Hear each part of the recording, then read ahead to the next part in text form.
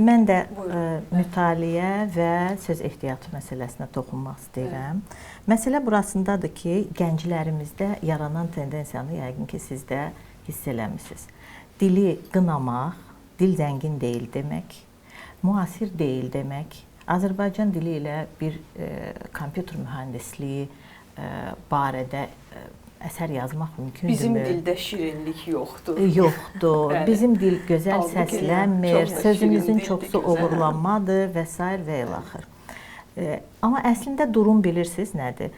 Əgər dildə alınma sözlərinin çoxluğunu nəzərə alaraq dili nədəsə qınayırlarsa, onda bizdən əvvəl siyahıda çox dillər var. Başqa dillər var ki, bəli. Bu birinci məsələ. İkinci məsələ söz ehtiyatı məsələsi.